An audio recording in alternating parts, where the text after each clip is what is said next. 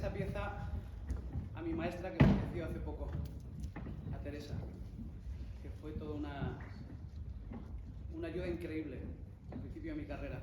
Eso me becó, me llevó de viaje para poder hacer audiciones, o sea, todo eso lo debo a ella. Que sepan ustedes que es cierto, ayudó mucho a la gente joven y a los que empiezan, para que la aplaudamos.